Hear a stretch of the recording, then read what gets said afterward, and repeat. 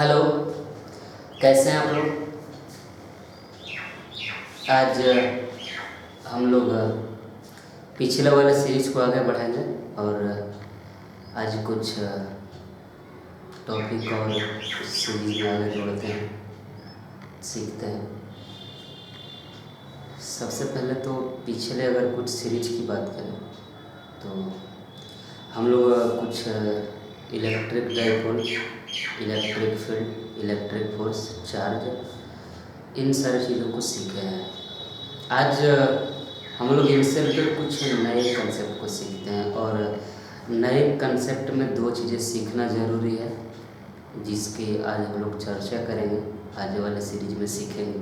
और आज जिसको फर्स्ट में सीखने वाला है उसको बोलते हैं इलेक्ट्रिक पोटेंशियल और इलेक्ट्रिक पोटेंशियल एनर्जी। ठीक है। सवाल उठता है कि इन दोनों को क्यों सीखें और इसका सबसे पहले सिग्निफिकेंस क्या है। तो सिग्निफिकेंस देखिएगा, इसका मतलब क्या है। तो आप सिंपली इलेक्ट्रिक पोटेंशियल की बात करें तो बचपन से सीखते हैं हमें ना कि करंट हमेशा higher potential to lower potential जाता है। अब बैटरी का इलेक्ट्रोड देखे होंगे तो बचपन की अगर कुछ बातें याद दिलाओ तो आपको मालूम होगा किसी भी बैटरी में दो टर्मिनल होते हैं, एक वाले को जिसको बोलते हैं पॉजिटिव टर्मिनल और एक वाले को जिसको बोलते हैं नेगेटिव टर्मिनल। और ऐसा ये एज्यूम करके चला जाता है कि जो नेगेटिव टर्मिनल है ना उसका पोटेंशियल जीरो के बराबर है और जो बैटरी का पोटेंशियल दिया हुआ, जैसे मेरे पास अगर 9 वोल्ट का बैटरी है तो that means the positive terminal will be 9 volt and the negative terminal will be 0 volt. And when we connect a resistance or electrical instrument between the battery, then the current flow from positive terminal to negative terminal. मतलब क्या है कि अगर मेरे पास एक battery है और battery में हम लोग क्या करते हैं ना, एक रेसिस्टेंस जोड़ते हैं, किसी इलेक्ट्रिकल इंस्ट्रूमेंट को जोड़ते हैं, तब करंट प्लस वाले से निगेटिव वाला की तरफ जाता है। कहने का मतलब कि हम लोग बचपन से जो चीज़ें सीखते हैं ना उसी को पहले लेते हैं, फिर आगे चलते हैं कि ये होता कैसे है और निकालते कैसे हैं, सारा चीज़ को सीखेंगे। देखिए, पहले कुछ बेसिक से चीज़ें इसके बारे में सीख लेते हैं। आपके सिलेबस में बैटरी भी है, आपको हम बैटरी के लिए कुछ सिखाएंगे। सिंपल सा अगर बात करें तो ये हम लोगों के पास जो बैटरी है, जो हम लोग का ड्राई सेल जिसको बोलते हैं, ठीक है। अब इस वाले बैटरी में क्या होता है, दो यील्ड होता है। एक नीचे वाला जो यील्ड होता है ना, इसको हम लोग क्या बोलते हैं, इसको बोलते हैं नेगेटिव टर्मिनल। और एक जो ऊपर वाला जो होता है ना, इसको हम लोग क्या बोलते हैं, पॉजिटिव टर्मिनल। और मान करके चला जाता है कि नेगेटिव टर्मिनल का जो पोटेंशियल है उसका पोटेंशियल कितना है, 0। और जो बैटरी का पोटेंशियल दिया हुआ है वो बैटरी का पोटेंशियल है, यानी ये वाला पोटेंशियल आपका भी है। तो जब भी हम लोग इसके बीच किसी रेसिस्टेंस को जोड़ते हैं तब करंट हमेशा पॉजिटिव वाले से किधर को फ्लो करता है, नेगेटिव वाले टर्मिनल को फ्लो करता है। तो सवाल उठता है करंट फ्लो क्यों करता है, करंट फ्लो क्यों करता है। तो इसका सीधा सा जवाब है पोटेंशियल डिफरेंस है। अगर पोटेंशियल डिफरेंस नहीं होगा, अगर पोटेंशियल डिफरेंस इन दोनों के बीच का नहीं हो तब उस सिचुएशन में करंट फ्लो नहीं करेगा। इसका भी है, इसका 0 है, यानी पोटेंशियल डिफरेंस भी माइनस में 0 है, ऑलरेडी करंट फ्लो करेगा। और जहाँ पे अगर इस पोटेंशियल डिफरेंस का वैल्यू 0 हो, यानी पोटेंशियल डिफरेंस है ही नहीं, वहाँ पे करंट फ्लो नहीं करेगा। इससे जो एक इंटरेस्टिंग बात है, आप देखे होंगे ना कि कभी किसी वायर पर कोई पक्षी बैठी रहती है, कोई बर्ड, ठीक है, और उसको शौक नहीं लगता है, उसको झटका नहीं लगता है, उसको शौक नहीं लगता है। लेकिन अगर हम लोग गलती से भी छू देना इस टाइप से आता है ना, क्यों? देखिए, इसका सीधा सा एक्सप्लेनेशन है और इसका एक्सप्लेनेशन में हम लोग इसी टॉपिक से रिलेटेड दे सकते हैं। जैसे मान लेते हैं ना कि ये कोई पक्षी है,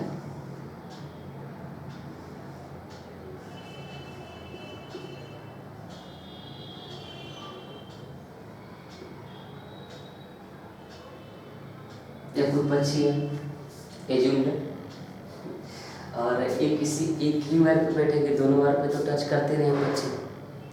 अगर एक पॉजिटिव टर्मिनल है तो केवल इसी पे बैठेगी, अगर नीचे नेगेटिव वाला वायर है तो केवल एक ही तार पे। और इसका पैर देखिएगा एक ही वायर का टच में रहता है, पूरा का पूरा बॉडी एक ही वायर का टच में रहता है। तो जब पूरा का पूरा बॉडी एक ही वायर का टच में है ना, यानी इस वायर का पोटेंशियल तो एक ही है, सेम है, वायर का पोटेंशियल सेम है।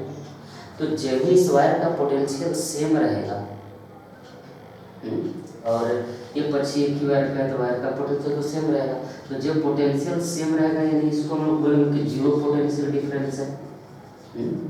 इसी को हम लोग क्या बोलेंगे कि जीरो पोटेंशियल डिफरेंस है।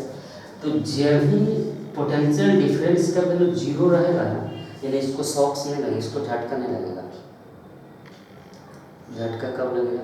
जब पोटेंशियल डिफरेंस हो। जैसे हम लोग छूते हैं, हम लोग को शॉक्स लगता है, झटका लग जाता है। क्यों? क्योंकि हम लोग का ये उंगली है ना एक तार का संपर्क में, और नीचे पैर ग्राउंड के संपर्क में, जमीन के। तो ग्राउंड का पोटेंशियल जीरो है और इसका पोटेंशियल तो जीरो नहीं है, तो करंट इजीली फ्लो करेगा, झटका लगेगा। इसीलिए एक सलाह भी दिया जाता है कि बेटा जब भी काम करना ना ये इलेक्ट्रिक वाला, तो ऐसे करना ही नहीं आप लोग, इलेक्ट्रिक मैन को बुला लेना, ठीक है। देखिए, लेकिन अगर जब भी कभी मौका मिले तो करना क्या कि एक चप्पल जूता जो होता है कुछ ऐसा पहन करके करें। क्यों? क्योंकि आपका ग्राउंड से कनेक्शन ना रहे, ठीक है ना।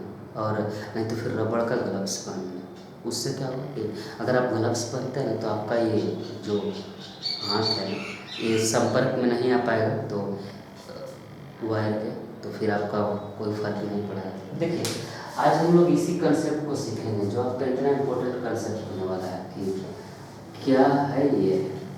देखिए क्या है, थोड़ा सा और इसको समझते हैं, बाद में हम लोग इससे रिलेटेड सारे चीज़ों को सीखते हैं कैसे है क्या है।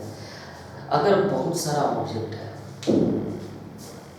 देखिए पहले टॉपिक बना लीजिए आप लोग और उस टॉपिक का नाम लिखिएगा। टॉपिक का नाम लिखिए इलेक्ट्रिक पोटेंशियल एनर्जी। चलिए टॉपिक का नाम बनाते हैं इलेक्ट्रिक पोटेंशियल एनर्जी, और अभी से चीज़ों को समझना स्टार्ट करते हैं पोटेंशियल एनर्जी को। देखिए, सबसे पहले तो अगर बात करें तो मान लेते हैं ना सर जी मेरे पास बहुत सारा चार्ज पार्टिकल है, हाँ ठीक है, मान बहुत सारा चार्ज पार्टिकल है, ठीक है। और Q1 को मान लें, Q2 को मान लें, Q3 को, Q4, Q5, Q6, ऐसे बहुत सारा चार्ज पार्टिकल है।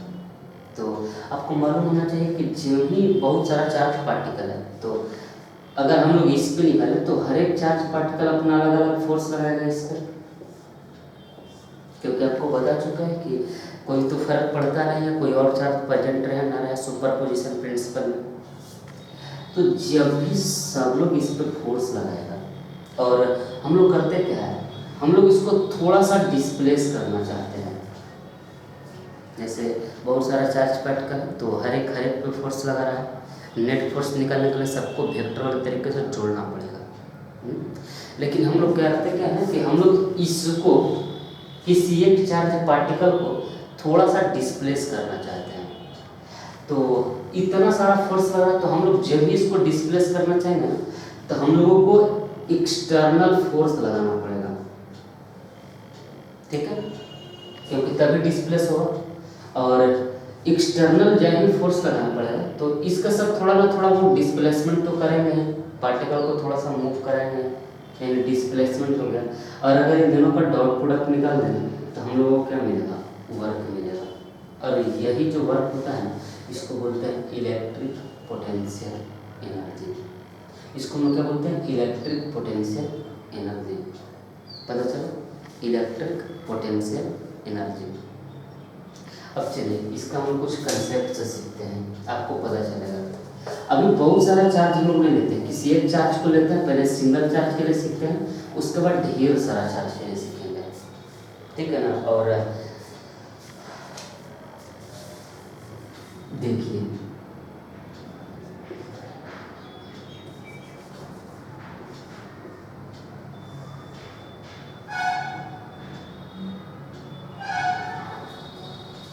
प्लस क्यू चार्ज है मेरे पास।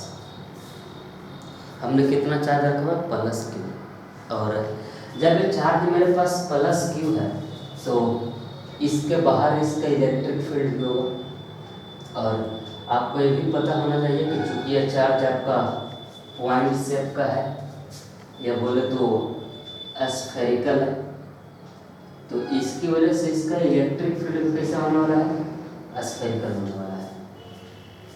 पता चल कि हम लोगों ने एक चार्ज लिया है प्लस क्यू या क्यू जिसको बोलते हैं सिंपली।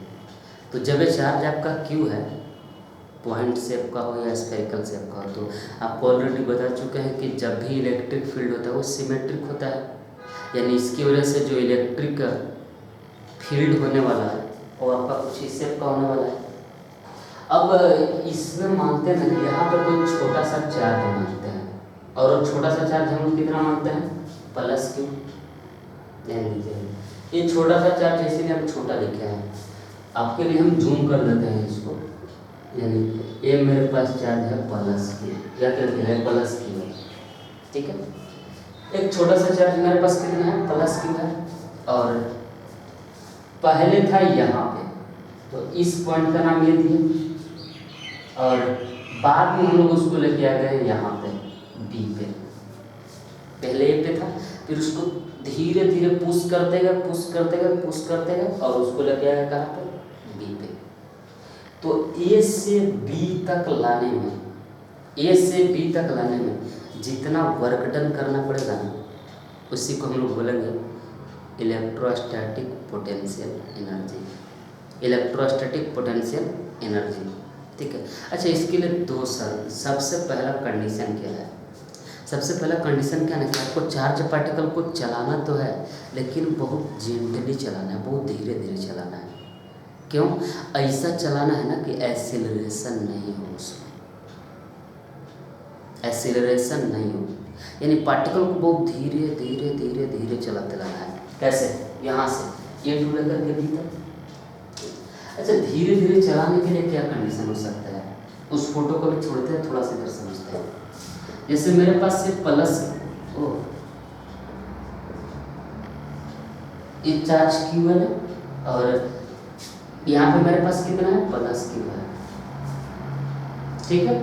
अच्छा, नॉर्मल सिचुएशन में क्या हुआ? एकदम अगर सिंपल सा आप समझिएगा चीज़ों को, और ये प्लस क्यू है, ये भी प्लस क्यू। नॉर्मल सिचुएशन में क्या हुआ? तो नॉर्मल सिचुएशन में कोई भी बोलेगा ना कि सर जी दोनों तो प्लस ही है ना, तो प्लस है तो दोनों एक दूसरे को रिपल्स करेगा। हाँ, बात तो सही है।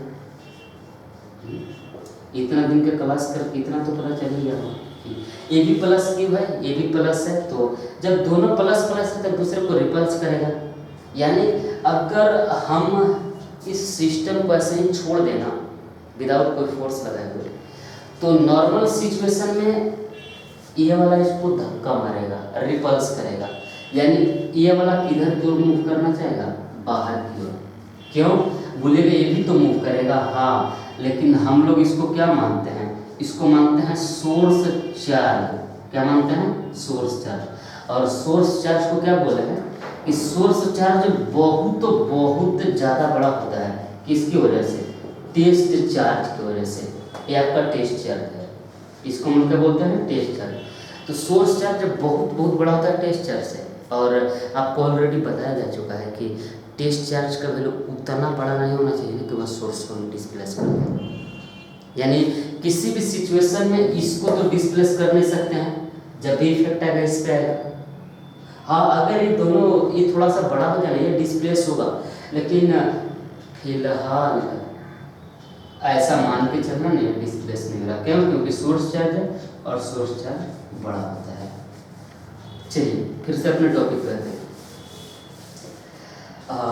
नॉर्मल सिचुएशन में दोनों प्लस है तो दूसरे को रिपल्स करेगा ही, धक्का मारेगा बाहर को। अब आपको करना क्या है? अभी ये है ए पे, अब ये वाला कहाँ पे है? ए पे, और आपको धक्का मार के इसको ले आना है कहाँ पे? बी पे लाना है। अभी ये पे है, बाद में आपको धक्का मार के कहाँ पे लाना है? बी पे लाना है। तो आप क्या करोगे? इस पे फोर्स लग रहा है, इधर की ओर लग रहा है, और ये फोर्स लगा रहा है कौन? तो इलेक्ट्रिक वाला फोर्स है, तो क्या इस फोर्स को एफ ई बोल दें? ई कहने का मतलब इलेक्ट्रिक फोर्स है जो इसके इलेक्ट्रिक फील्ड की वजह से लग रहा है, एफ ई है, और डायरेक्शन रेडियली आउटवर्ड है। आपको इसको ए पे, अभी आपका ए पे है, इसको धक्का देकर कहाँ लाना है? बी पे लाना है। तो जब भी इसको बी पे लाना है धक्का देके, यानी आप इसको इधर की ओर पुश करोगे, इलेक्ट्रिक जो फोर्स है वो बाहर की ओर लग रहा है, लेकिन आपको अगर इसको इधर की ओर पुश करना हो तो आप क्या करोगे? इसके उल्टा में फोर्स लगाओगे, यानी आप तो इधर की ओर फोर्स लगा रहे हो, इलेक्ट्रिक वाला बाहर की ओर लग रहा है। यानी जो एक्सटर्नल फोर्स, एक्सटर्नल कहने का मतलब जो हम लोग अप्लाई करेंगे और जो इलेक्ट्रिक लगेगा, इन दोनों का डायरेक्शन एक दूसरे का उल्टा होने वाला है, क्योंकि एक रेडियली आउटवर्ड है, दूसरा रेडियली इनवर्ड है। अब देखिए, अब जो कंडीशन बताए थे उस पर ध्यान देंगे कि पार्टिकल को धीरे धीरे लाना है, और ऐसा लाना है ना कि पार्टिकल जो है उसमें एक्सेलरेशन ना हो। एक्सेलरेशन ना होने का एक ही कंडीशन है जिसको बोलते हैं कि एफ नेट का वैल्यू 0 होना चाहिए, क्योंकि जब भी एफ का वैल्यू कुछ आएगा ना तो हम लोग एफ बराबर ए में यूज कर देंगे, फिर तो एक्सेलरेशन आ जाएगा। तो इस सिचुएशन में मेरे पास क्या उपाय बनता है ना कि चूंकि इसके पास एक्सेलरेशन नहीं होना चाहिए, इसका मतलब है कि इस एफ एक्सटर्नल का वैल्यू इस एफ ई के वैल्यू के बराबर होना चाहिए। तो जब भी वैल्यू बराबर होगा ना तो पार्टिकल में एक्सेलरेशन नहीं होने वाला है, और दोनों का डायरेक्शन की बात करें, दोनों का डायरेक्शन नेगेटिव है, ठीक है। तो अगर इलेक्ट्रिक फील्ड की वजह से आपसे पूछेगा ना तो माइनस, और एक्सटर्नल की वजह से पूछेगा तो प्लस, या कोई इसको प्लस बोल सकते हैं, इसको माइनस बोल सकते हैं, लेकिन फर्क इतना ही का है, ठीक है ना।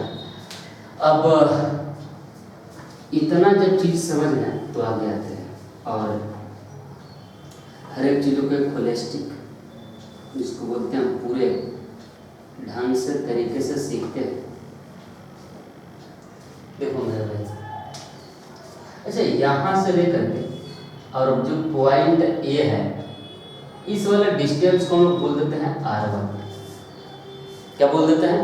R1। और यहाँ से लेकर के और जो B तक का डिस्टेंस है, इसको हम लोग क्या बोल देते हैं?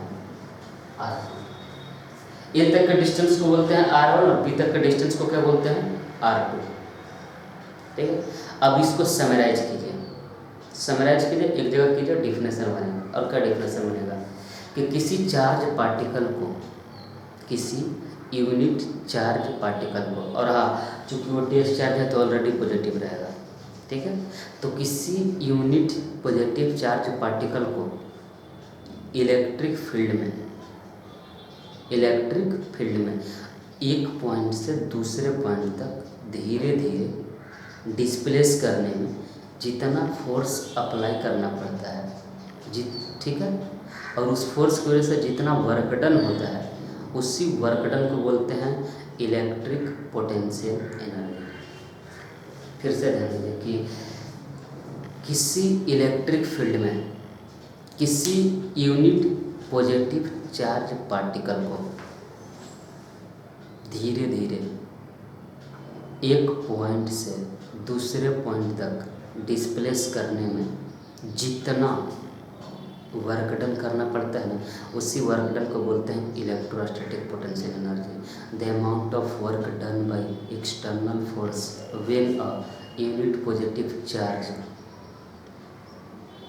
अच्छा, यहाँ पे यूनिट नहीं बोला गया, व्हेन अ चार्ज, क्योंकि तो चार्ज है ना, तो when a charge is displace from one point to another in electric field is known as electrostatic potential energy. तो अगर हम लोग इसका डेफिनेशन लिख ही लेते हैं एक बार, तो लिखिएगा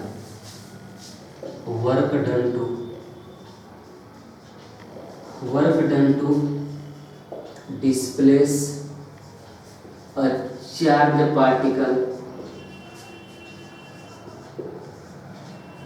particle from one point to another in one point to another in electric field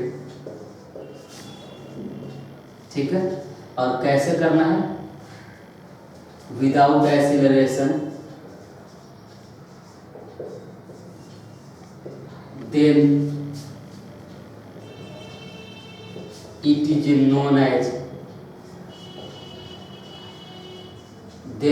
known as electric potential energy. पता चला? तब इसी को हम लोग बोलते हैं इलेक्ट्रोस्टैटिक पोटेंशियल एनर्जी। अच्छा, इलेक्ट्रोस्टैटिक पोटेंशियल एनर्जी के बारे में क्लियर और सीखिए कि it is denoted by U. इसको किससे डिनोट करते हैं? यू से। अब आप खुद सोचिए, इसको स्केलर होना चाहिए वेक्टर। तो अब डिफिनेशन का अगर फर्स्ट लाइन देखिएगा ना, the amount of work done, यानी वर्क डन ही है। और वर्क डन कैसा क्वांटिटी, स्केलर या वेक्टर? तो work is a scalar quantity, यानी इतना तो कोई भी लिख सकता है ना कि इट इज ए कैसा क्वांटिटी, स्केलर क्वांटिटी। ये सिंपल सा स्केलर क्वांटिटी है। अच्छा, ये जब वर्क ही है तो वर्क कैसे यूनिट करता है? जूल। तो ऐसा भी लिख सकते हैं क्या कि it's SI unit is joule. और जूल को किससे डिनोट करते हैं? जे से। और जब इतना तक लिख ही सकते हैं तो ऐसा भी तो लिख सकते हैं कि it's dimensional formula is ml²T-2। अच्छा, ये डायमेंशन फार्मूला कहाँ से लिखे? ये डायमेंशन फार्मूला एनर्जी का, और एनर्जी का वर्क का सबका सेम होता है, तो चूंकि ये भी वर्क है। अब हम लोग अपने फोटो को देखते हैं और फोटो से कुछ चीज़ें सीखते हैं और पता लगाते हैं कि इस पोटेंशियल एनर्जी का वैल्यू कितना होगा। और इसके बाद हम लोग इलेक्ट्रिक पोटेंशियल को सीखेंगे, फिर उनसे जुड़े हुए कुछ कंसेप्ट को सीखेंगे आज के इस लेक्चर में, वीडियो में। देखिए, आपको इस फोटो में क्या दिखाई दे रहा है? तो suppose there is a source charge plus Q, पहले सेट द सेंटर, एक छोटा सा चार्ज पहले R1 पे था, यानी पॉइंट ए पे, और बाद में हम लोग इसको डिस्प्लेस करते हुए लेके आ गए। कहाँ पे लेके आ गए? तो पॉइंट बी पे लेके आ गए। और पॉइंट बी की अगर बात करें तो पॉइंट बी का डिस्टेंस है कितना? R2। हमको वर्क डन निकालना है, ठीक है। देखिए, जब भी इस टाइप का क्वेश्चन आपको मिलता है तो हम लोग इतने बड़े पोर्शन को एक साथ नहीं लेते, हम लोग छोटा छोटा करके निकालते हैं, एक छोटा छोटा करके निकालते हैं। और इसमें यूज करते हैं किसका? कैलकुलस का, ठीक है, कैलकुलस का यूज करते हैं। अब कैसे, थोड़ा सा समझिए। इतना बड़ा लाइन है, अभी तक आपको लाइन ही दिख रहा है, इतना बड़ा लाइन है। रियली में लाइन को अगर आप और गौर से देखें तब को क्या दिखाई देगा? बहुत सारा जो डॉट है ना सर जी, बहुत सारा डॉट, इनफाइनाइट डॉट, अगर उसको एक दूसरे से काफी नजदीक ऐसे डॉट देते चला जाए, तो एक लाइन बन जाएगा। यानी ये लाइन में क्या है? तो बहुत सारे, यानी इनफाइनाइट डॉट का कलेक्शन है। उसी हिसाब से अगर इसमें हमको निकालना है तो हम लोग क्या करेंगे? हम लोग इसमें से किसी एक डॉट को चुनेंगे और एक डॉट से दूसरे डॉट जाने का वर्क निकालेंगे और फिर इसको पूरे सीरीज के लिए इंटीग्रेट कर देंगे। यानी हम लोग सिंपल सा कैलकुलस लगाने वाले हैं, ठीक है।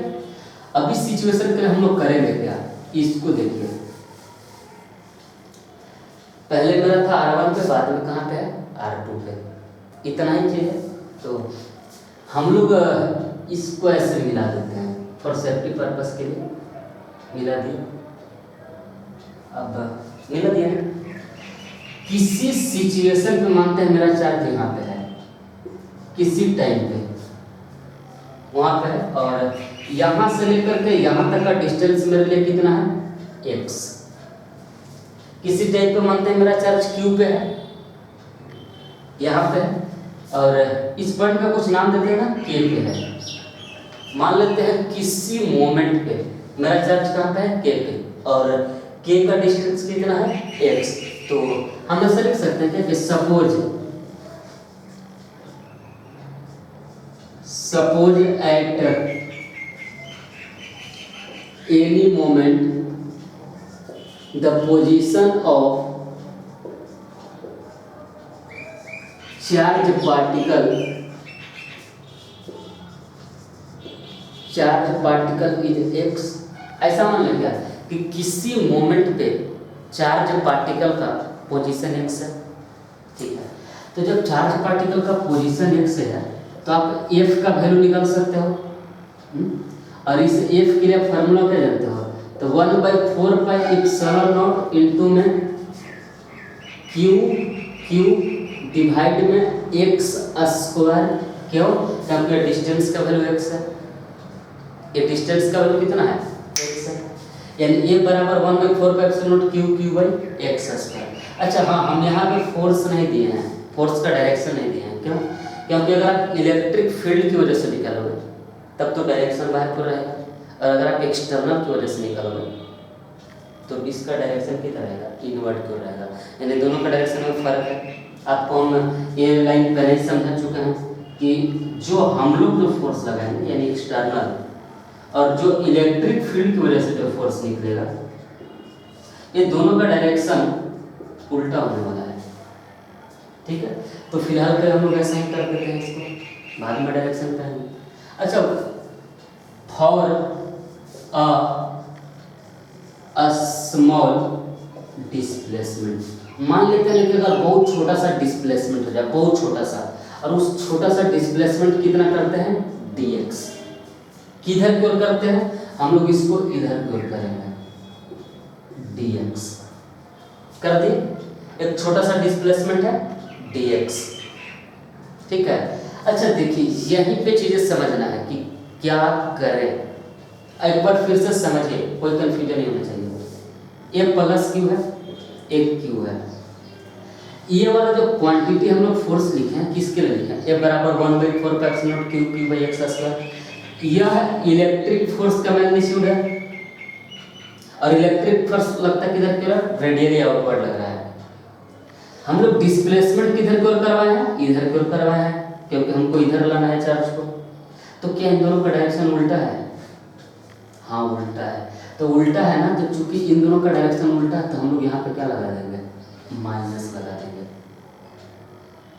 क्यों, क्योंकि दोनों का डायरेक्शन एक दूसरे के रिस्पेक्ट में उल्टा है, पता चला। और जब भी डायरेक्शन यहाँ माइनस लगाएंगे ना, तो ये मेरे लिए एक्सटर्नल हो जाएगा, क्योंकि हम लोग बाहर से इतना फोर्स लगा रहे हैं। देखिए आगे, अब W बराबर क्या सीखो, बचपन से सीखो, फोर्स इंटू में डिस्प्लेसमेंट, तो F एक्सटर्नल इंटू में डिस्प्लेसमेंट dx, यही लगेगा। और चूंकि हम लोग छोटे से क्या निकाल रहे थे, इसको इंटीग्रेट करना पड़ेगा।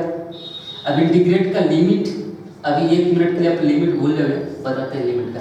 F का वैल्यू देखिए ना, तो 1/4πε0 इंटू में q डिवाइड में x² इंटू में dx। तो d के बगल में सिंपली क्या लिखा हुआ है, x, यानी सिंपल से x वेरिएबल है इसमें, q कांस्टेंट, एप्सिलॉन। तो क्या हम इसको ऐसे लिख सकते हैं, q डिवाइड में 4πε0, अरे माइनस को भी बाहर निकाल लेते हैं, तो आपको क्या मिला, 1/x² इंटू में dx। 1/x² इंटू में कौन सा मिला, dx। अच्छा अब देखिए, चार्ज पार्टिकल को डिस्प्लेस कहाँ से करना है, तो A से स्टार्ट करना था। स्टार्ट कहाँ से करना है, A से, लाना कहाँ पे है, B पे लाना है। अच्छा, A का पोजीशन कितना है, R1, B का पोजीशन कितना है, R2, यानी इसको डिस्प्लेस करना है R1 से लेकर के कहाँ तक, R2 तक। चूंकि ये वर्क डन बहुत छोटे क्वांटिटी के लिए है, तो वर्क डन भी बहुत छोटा होगा, यानी dW कर सकते हैं। ये वर्क डन भी बहुत छोटा होगा, dW कर सकते हैं। देखिए, जब स्टार्टिंग में था R1 पे, तो उस समय W1 मान रहे, बाद में इसको कितना मान लेते हैं, W2। तो dW का इंटीग्रेशन तो आप लोग भी करेंगे, तो W2 माइनस में W1 आएगा। अब देखिए, माइनस क्यू क्यूब डिवाइड में 4 पाई इप्सिलॉन नॉट। ये सिंपल से इसका इंटीग्रेशन 1/x स्क्वायर का डिस्प्लेसमेंट क्या लिख सकते हैं? तो 1/x स्क्वायर का डिस्प्लेसमेंट लिख सकते हैं 1/x। ये इंटीग्रेशन आप लोग जानते होंगे। और इसको r1 से लेकर के कहाँ तक कर सकते हैं? r2 तक कर सकते हैं, इजीली कर सकते हैं। ठीक है, अब आगे देखिए, इसको हम थोड़ा सा मिटाते हैं, इसको केवल इस वाले पोर्शन को। तो अगर हम लोग मिटा दें तो फिर क्या मिलेगा आपको? फिर आपको यही मिलेगा W2 माइनस में W1 बराबर है माइनस क्यू क्यूब डिवाइड में 4 पाई इप्सिलॉन नॉट। और अगर लिमिट रखेंगे तो देखिए R2 तो -1/R2 माइनस में 1 बटा में क्या मिलेगा? R1 मिलेगा। ठीक है, एक चीज और देखिए, W2 माइनस में W1, W2 माइनस में कौन सा? W1 बराबर हमको क्या मिलेगा? माइनस क्यू क्यूब डिवाइड में 4 पाई इप्सिलॉन नॉट, ये मिलेगा। और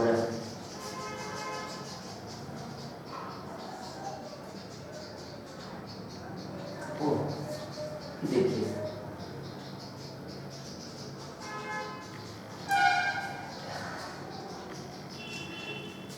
एक इसका माइनस होगा। थोड़ा सा इंटीग्रेशन समझाते हैं क्योंकि बहुत सारे लोग इंटीग्रेशन में घबरा ना जाए। देखिए जब भी मान लेते हैं किसी का इंटीग्रेशन करते हैं, जैसे मान लेते हैं ना कि इंटीग्रेशन करने के बाद x²/2 आया और लिमिट हमको देना है 2 से 3। ठीक है, ये हमने किसी क्वांटिटी का इंटीग्रेशन किया, x²/2 आया, x का इंटीग्रेशन किया, x²/2 आया, लिमिट देना है 2 से 3। हम लोग करते क्या है, सबसे पहले x के जगह पर 3 पुट करेंगे, यानी 3 का स्क्वायर सबसे पहला काम करेंगे। और उसके नेक्स्ट स्टेप में क्या करते हैं, तो माइनस लगाते हैं, क्योंकि लोअर लिमिट पुट करने से पहले माइनस लगाना पड़ता है। और फिर देंगे 2 का स्क्वायर/2, इंटीग्रेशन का रूल होता है। तो अगर उस हिसाब से हम लोग इसमें देखेंगे तो ये तो -1/x है, -1/x है। हम इसको आपको सुविधा के लिए क्या करते हैं ना, इसमें ब्रैकेट लगा देते हैं। तो ये तो -1/R2 कर दिए क्योंकि एक लिमिट इसका R2 था। अब ये तो -1 तो इसका वाला ऑलरेडी है और एक माइनस इंटीग्रेशन की वजह से देंगे और उसके बाद हम लोग क्या लिखेंगे R1 लिखेंगे। तो क्या हम लोग इसको ऐसा लिख सकते हैं कि 1/R2 और माइनस माइनस क्या मिलेगा प्लस 1/R1। फिर W2 माइनस में W1 बराबर में क्या लिख सकते हैं, तो माइनस क्यू क्यू डिवाइड में 4 पाई इप्सिलॉन नॉट इनटू में 1/R1 माइनस में 1/R2। यहाँ तक भी कर सकते हैं, यहाँ तक भी कर सकते हैं ना। अब देखिए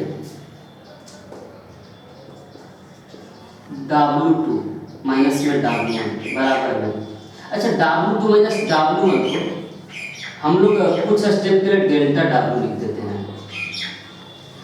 डेल्टा का मतलब चेंज, W यानी वर्ग, और इस माइनस को अंदर लेके चले जाते हैं।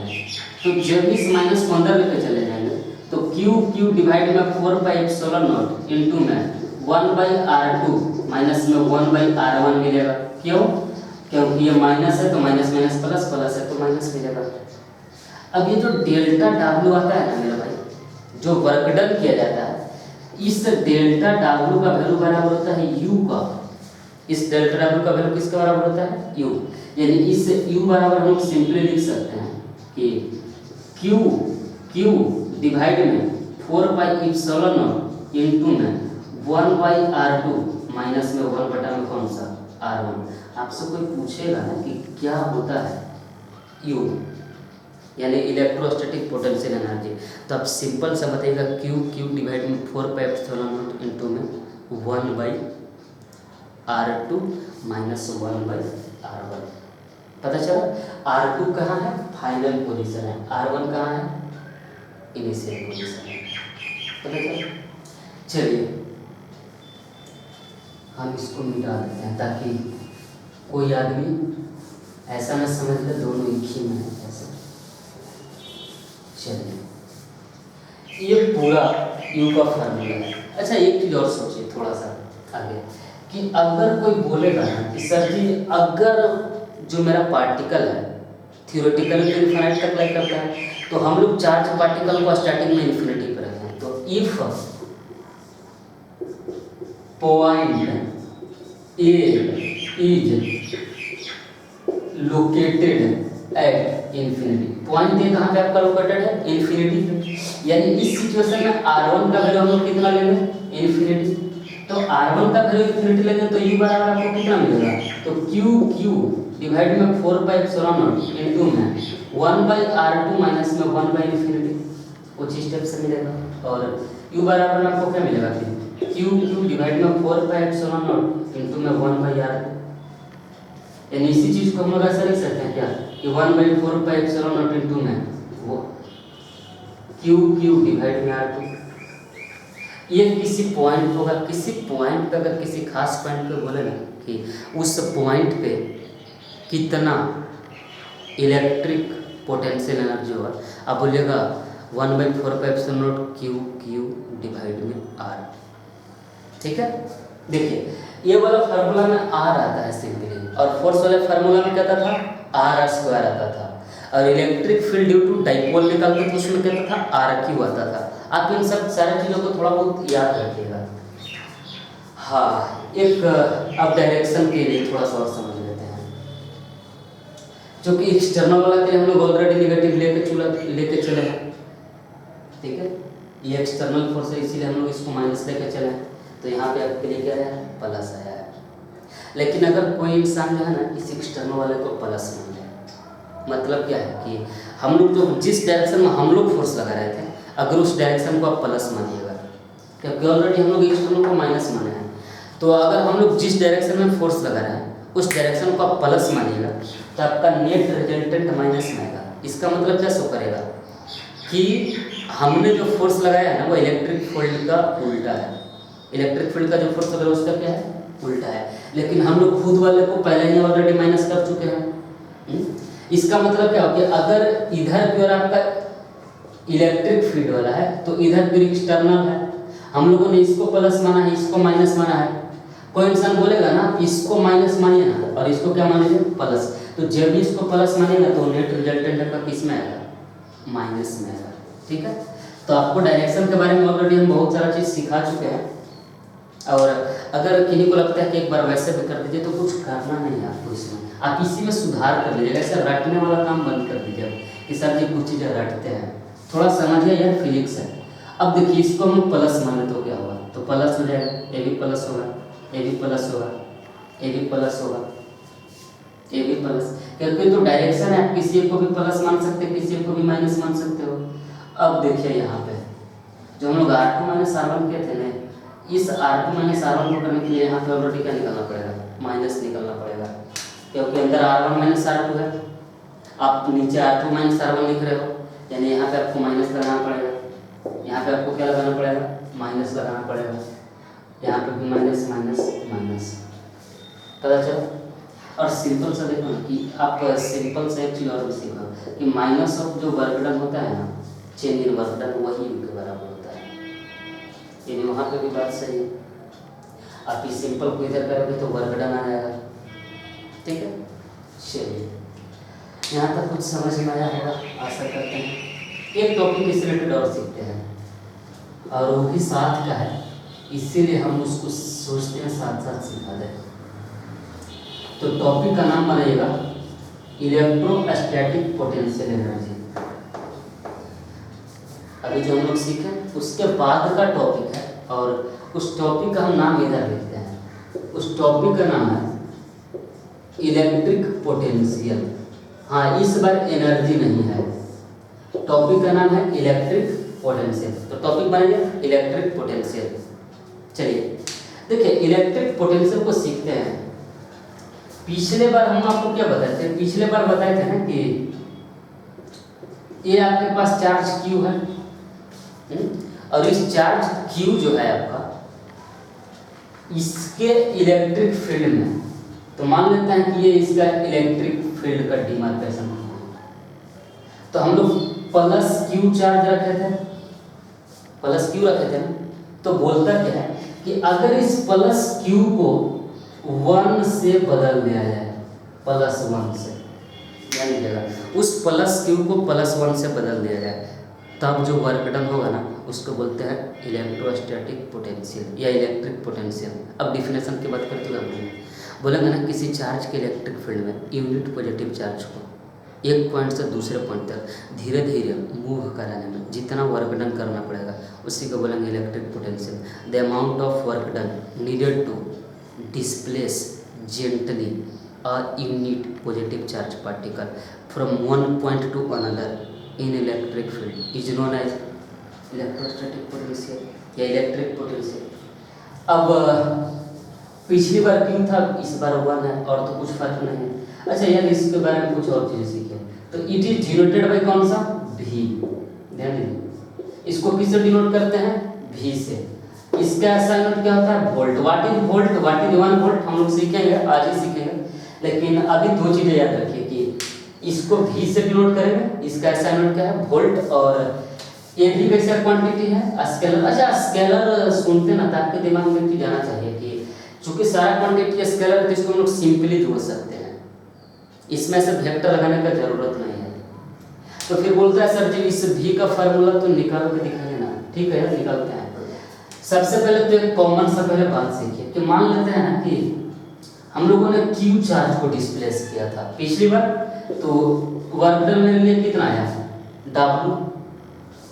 क्यू चार्ज को डिस्प्लेस किया तो वर्क डन कितना आया, W। तो सिंगल को करते तो कितना था, W/Q, यही आता ना। और यही सिंगल वाले के लिए तो हम लोग बोलते हैं पोटेंशियल, यानी V बराबर आपका सबसे पहला फार्मूला मिला W/Q। क्या किए, क्यू चार्ज को डिस्प्लेस के वर्क डन W मिला, तो सिंगल के लिए करेंगे तो कितना मिलेगा, W/Q। और यही सिंगल वाले को तो बोलते हैं इलेक्ट्रिक पोटेंशियल। यानी इलेक्ट्रिक पोटेंशियल निकालने का सबसे सिंपल तरीका क्या है, इस W को Q से डिवाइड कर देंगे। जो वर्क डन आएगा ना उसको Q से डिवाइड करेंगे, हम लोगों के लिए क्या मिलेगा, V मिल जाएगा। पता चला। और नहीं तो फिर ऐसे बना देते हैं। ठीक है, बनाएंगे क्या, देखिए पिछली बार जहां जहां Q था वहां पे 1 रखेंगे, और Q को 1 से जब गुना करेंगे ना तो एक Q तो गायब भी हो जाएगा, क्योंकि 1 से मल्टीप्लाई कर रहे हैं, गायब हो जाएगा। ये भी आपका गायब होगा, ये भी आपका गायब होगा, ये गायब होगा, क्योंकि आपको इस Q का वैल्यू 1 है। तो देखिए तो क्या गायब होने के बाद ऐसा मिलेगा, ऐसा तो दिखेगा। और फिर से करते हैं कि इफ क्या करेंगे, तो R1 को हम लोग कहाँ पे लेते हैं, इन्फिनिटी पे, यानी इन्फिनिटी से डिस्प्लेस करके लाते हैं। और एक चीज तो कर ही रहे हैं, भी, क्योंकि पिछली बार भी था, इस बार क्या होगा, भी। आपको पता है ना भी से डिनोट करते हैं, तो भी बराबर आपको क्या मिलेगा, -Q डिवाइड में 4πε0 इंटू में 1/R2 माइनस में 1/∞। और फिर से आपको भी बराबर में आपको क्या मिलेगा, -Q बटा में 4πε0 इंटू में 1/R2, ये मिलेगा। तो इसी भी को क्या लिख सकते हैं, -1/4πε0 इंटू में Q बटा में R2, ऐसा लिख सकते हैं। मतलब कैसे है कि दोनों में फर्क बहुत मामूली है, और वो मामूली क्या है, इसमें सिंपल क्यों रहेगा, उसमें डबल क्यों रहेगा। देखिए आज वाले हम लोग लेक्चर कहीं पर स्टॉप करते हैं, और आज वाले में हम लोग सीखे क्या, इसको देखें। तो आज वाले हम लोग बेसिक सीखे कि इलेक्ट्रिक फील्ड क्या, इलेक्ट्रिक पोटेंशियल क्या, इलेक्ट्रिक पोटेंशियल एनर्जी क्या है। अच्छा, इनसे रिलेटेड बहुत सारा और चीज़ें हैं जिसको हम लोग सीखेंगे, लेकिन नेक्स्ट वीडियो में। और इसको समझिए, मिलते हैं नेक्स्ट वीडियो में, तब तक के लिए थैंक यू।